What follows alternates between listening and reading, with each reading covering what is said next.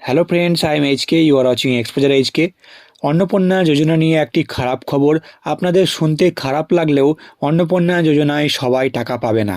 প্রথমত, যাদের রিজেক্টেড দেখাচ্ছিল অ্যাপ্লিকেশন স্ট্যাটাস, বর্তমানে হয়তো আন্ডার এনকোয়ারি দেখাচ্ছে, তাদের মধ্যে থেকে ম্যাক্সিমাম অনেকেরই কিন্তু আবার ফাইনাল রিজেক্ট হয়ে যাবে এবং তারা টাকা পাবে না। আবার অন্য দিক থেকে যাদের অ্যাপ্লিকেশন অ্যাপ্রুভ দেখাচ্ছে এবং টাকা পেয়েও গেছেন, তারাও কিন্তু হয়তো আর টাকা নাও পেতে পারেন, বাদ যেতে পারে। তো কেন এই কথা বলছি, পুরো ভিডিওটা আপনারা মনোযোগ সহকারে দেখুন, প্রত্যেকটা পয়েন্ট আপনারা জানুন, তাহলে আশা করি আপনাদের সমস্তটাই ক্লিয়ার হয়ে যাবে। তো আপনারা অন স্ক্রিনে দেখতে পাচ্ছেন, আমি আপনাদের প্রথমে একটা নোটিশ দেখাবো।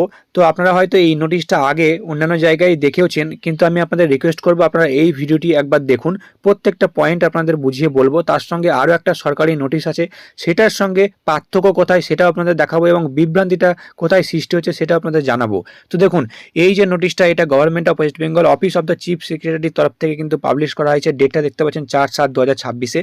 এবং অন্নপূর্ণা যোজনা নিয়ে চিফ সেক্রেটারি এবং আরও অন্যান্য যারা সরকারি আধিকারিক রয়েছেন তারা একটা রিভিউ মিটিং করেন এবং তারপরে বেশ কিছু সিদ্ধান্ত নেওয়া হয়। তো আমরা এক এক করে প্রত্যেকটা পয়েন্ট জানবো।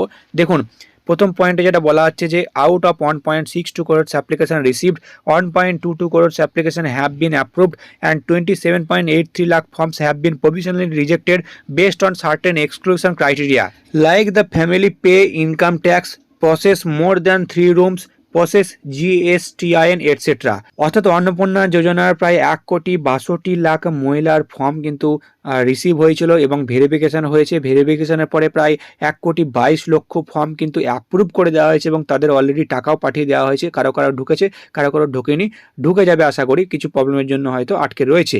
কিন্তু বলা হচ্ছে যে প্রায় 28 লাখ মতন ফর্ম রিজেক্ট করে দেওয়া হয়েছে বিভিন্ন ক্রাইটেরিয়া দেখে।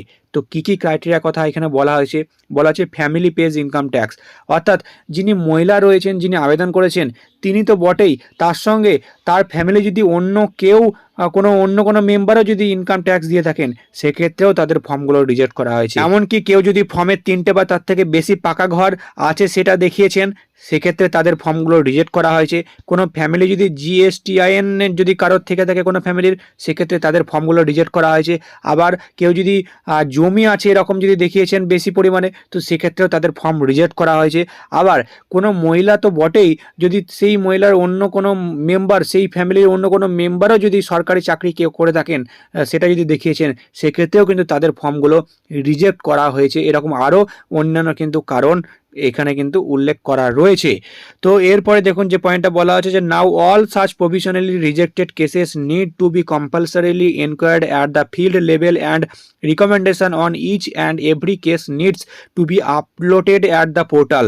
অর্থাৎ এখানে যেটা বলা আছে, এই যে রিজেক্টেড কেসগুলো রয়েছে, যাদের যাদের রিজেক্টেড হয়েছে এবং বর্তমানে আন্ডার এনকোয়ারি রয়েছে, তাদের সবার আবার ফর্মগুলো কিন্তু ভেরিফিকেশান হবে এবং ফিল্ড ভেরিফিকেশান হবে, এমনটাই বলা হচ্ছে। অর্থাৎ বাড়ি বাড়ি গিয়ে এবার কিন্তু ভেরিফিকেশান হবে এবং যে কারণে রিজেক্ট হয়েছে সেই কারণগুলো প্রকৃতই কিনা সেইগুলো দেখা হবে এবং এই সমস্ত ক্রাইটেরিয়াগুলো কিন্তু দেখা হবে এবং পোর্টালে আপলোড করে দেওয়া হবে, এমনটাই এখানে কিন্তু উল্লেখ রয়েছে। তো এরপরে দেখুন কি বলা হচ্ছে যে the exercise of a field level inquiry and uploading in the portal should start from 5/7/2026। অর্থাৎ 5 তারিখ, জুলাই মাসের 5 তারিখ থেকে ইতিমধ্যেই কিন্তু ফিল্ড লেভেল এনকোয়ারি শুরু হয়ে গেছে এবং পোর্টালে আপডেট শুরু হয়ে গেছে। বলা হচ্ছে within 7 days this activity needs to be completed so that no eligible beneficiary remains excluded and their benefit may be transferred to their Aadhaar linked bank account। অর্থাৎ বলা আছে 7 দিনের মধ্যে এই সমস্ত ভেরিফিকেশান কমপ্লিট করে দিতে হবে এবং কোনো যোগ্য ব্যক্তি যাতে করে বাদ না যায় সেটাও দেখতে বলা হয়েছে এবং তাদের ব্যাঙ্ক অ্যাকাউন্টে যাতে করে টাকা চলে যায় সেটাও কিন্তু এখানে বলা রয়েছে, সেই দিকটা দেখার জন্যে। এবং এখানে আরও একটা কথা যেটা বলা হয়েছে যে জনকল্যাণ শিবিরে যে সমস্ত ফর্মগুলো জমা পড়েছে সেইগুলো যাতে করে আবার ডেটা এন্ট্রি করে দেওয়া হয় প্রপারভাবে সবগুলো এবং এনকোয়ারি করা হয়, সেটাও এখানে কিন্তু বলা রয়েছে এবং 10 তারিখের মধ্যে সেটা কিন্তু অবশ্যই কমপ্লিট করতে বলা হচ্ছে। এবং তার সঙ্গে এখানে আরও একটা পয়েন্ট এখানে উল্লেখ রয়েছে যে এনআইসি যে পোর্টাল, অর্থাৎ যে পোর্টাল থেকে আপনারা অ্যাপ্লিকেশান করছেন, তো সেই পোর্টালে একটা নতুন সিস্টেম আনতে, যেখানে আপনারা চেক করতে পারবেন যে কারা কারা টাকা পাচ্ছেন, বেনিফিশিয়ারি লিস্ট আপনারা চেক করতে পারবেন গ্রাম পঞ্চায়েত বা ওয়ার্ড অনুযায়ী। এবং সেই লিস্টে যদি আপনার নাম না থেকে থাকে এবং আপনি যদি প্রকৃতই যদি যোগ্য হয়ে থাকেন, তাহলে আপনি ক্লেম করতে পারবেন। আবার যদি আপনার আশেপাশে কেউ এমন এমন টাকা পাচ্ছেন বা কারোর নাম রয়েছে যিনি যোগ্য নন, সেক্ষেত্রে আপনি কিন্তু কমপ্লেন করতে পারবেন। সেক্ষেত্রে যেটা বলা হচ্ছে যে তাদের আবার এনকোয়ারি হবে যদি কোনো কমপ্লেন পড়ে এবং দেখা যাবে যে তিনি প্রকৃত যোগ্য কিনা। যদি যোগ্য না হন তাহলে কিন্তু তার নাম বাদ যেতে পারে এবং সেখানে কিন্তু আপডেট হয়ে যাবে সেই পোর্টালে, এমনটাই কিন্তু এখানে উল্লেখ রয়েছে। এবং যেটা বলা হচ্ছে যে যে সমস্ত রিজেক্টেড কেস রয়েছে সেইগুলো যাতে করে সব সলভ করে দেওয়া হয় 10/7/2026 তারিখের মধ্যে। এবং তার সঙ্গে দেখুন এখানে পরের যে পয়েন্ট বলা রয়েছে আমি আপনাদেরকে শর্টকাটে বলে দিচ্ছি। এখানে বলা রয়েছে যে a large number of beneficiaries have already received benefits. There are several cases where further inquiry is needed immediately to ensure that no eligible beneficiary is deprived of her entitlement. It was also directed that all forms should be compulsorily inquired into and comment should be uploaded so that no ineligible beneficiary figures in the list and no eligible beneficiary is excluded.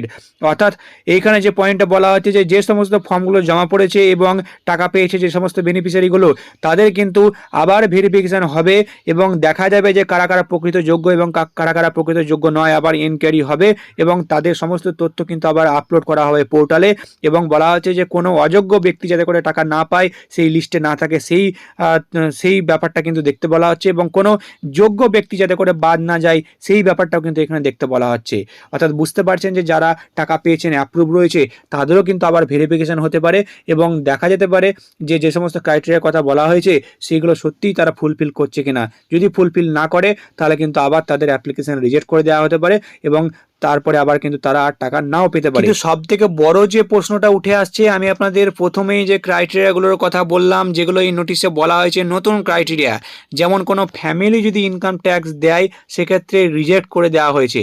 অর্থাৎ আমরা জানতাম এতদিন যে কোনো মহিলা যদি income tax দেন তো সেক্ষেত্রে তার রিজেক্ট হয়ে যাবে, কিন্তু সেই মহিলার ফ্যামিলির অন্য কোনো মেম্বাররা যদি ইনকাম ট্যাক্স দেন সেক্ষেত্রে তার ফর্ম রিজেক্ট হবে বা তিনি টাকা পাবেন না। এই পয়েন্টটা কখন বলা হলো বা আগে কোথায় এই ক্রাইটেরিয়ার কথা উল্লেখ করা হয়েছিল? কিংবা কারো যদি 3টে বা তার থেকে বেশি পাকা ঘর থেকে থাকে তিনি যে টাকা পাবেন না, এই ক্রাইটেরিয়ার কথা কবে বলা হয়েছিল? কিংবা কোনো মহিলা যদি সরকারি চাকরি করেন সেক্ষেত্রে তিনি টাকা পাবেন না, এটা আমরা জানি, কিন্তু সেই ফ্যামিলির অন্য কেউ যদি সরকারি চাকরি করেন সেক্ষেত্রে তিনি টাকা পাবেন না, এই পয়েন্টের কথা আগে কখন বলা হয়েছিল? এই সমস্ত ক্রাইটেরিয়াগুলো আবার কোথা থেকে এলো সেটাই এখন বড় প্রশ্ন। আমি আপনাদের অন স্ক্রিনে দেখাবো একটা নোটিফিকেশান। এই নোটিফিকেশানটা কিন্তু অন্নপূর্ণা যোজনা চালু করার সময় প্রথমেই কিন্তু পাবলিশ করা হয়েছিল সরকারের তরফ থেকে। আপনারা দেখতে পাচ্ছেন এখানে কয়েকটা ক্রাইটেরিয়ার কথা কিন্তু বলা হয়েছিল, আমি আপনাদের আগেও ভিডিও দিয়ে জানিয়েছিলাম বারবার। এখানে প্রথমে যে পয়েন্টটা বলা হচ্ছে যে she is aged between 25 to 60 years, অর্থাৎ কোনো মহিলা যদি 25 থেকে 60 বছরের মধ্যে হয়ে থাকেন তিনি এই যোজনার মধ্যে আওতায় আসতে পারবেন। সেকেন্ড পয়েন্টে দেখুন বলা হচ্ছে সি ইজ নট, দেখতে পাচ্ছেন এখানে লেখা রয়েছে সি, অর্থাৎ সেই মহিলার কথাই বলা হয়েছে, সেই ফ্যামিলির কথা কিন্তু এখানে বলা হয়নি। তো এই সেকেন্ড পয়েন্টে যেটা বলা হচ্ছে যে কোনো মহিলা যদি সরকারের তরফ থেকে রেগুলার স্যালারি পান, কোনো সরকারি চাকরি যদি করেন কিংবা পেনশন পান তো সেক্ষেত্রে তিনি এই আওতায় কিন্তু আসবেন না। তার সঙ্গে যেটা বলা আছে 3 নম্বরে যে she is not paying any income tax, অর্থাৎ কোনো মহিলা যদি ইনকাম ট্যাক্স না দেন সেক্ষেত্রে তিনি এই যোজনার আওতায় আসবেন। এমনকি এগুলো ছাড়াও আরও কয়েকটি বিষয় কিন্তু আমরা দেখেছিলাম সরকারি ঘোষণা অনুযায়ী, মৌখিক ঘোষণা অনুযায়ী।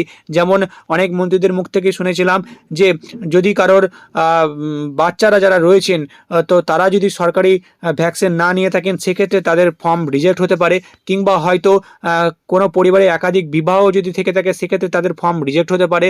তার সঙ্গে বলা হচ্ছে যে কোনো ফ্যামিলির যারা বাচ্চারা রয়েছেন তাদেরকে যদি সরকার অনুমোদিত নয় এরকম কোনো স্কুলে পড়ান সেক্ষেত্রে তাদের ফর্ম রিজেক্ট করা হবে। তাছাড়াও আমরা জানি যে কারোর নাম যদি ভোটার লিস্টে না থাকে তার কিন্তু ফর্ম রিজেক্ট করা হবে। কিন্তু বাকি যে ক্রাইটেরিয়াগুলোর কথা বলা হয়েছে সেগুলো কোথায় এই নোটিফিকেশনে রয়েছে? তবে এইখানে তো সেই ফ্যামিলির কথা বলা হয়নি, এখানে তো সেই মহিলার কথা বলা হয়েছে স্পষ্টভাবে যে সেই মহিলা যদি সরকারি চাকরি করেন তাহলে তিনি পাবেন না, কিন্তু এমনটা তো বলা হয়নি যে সেই মহিলার ফ্যামিলির অন্য কেউ যদি সরকারি চাকরি করেন তাহলে তিনি টাকা পাবেন না।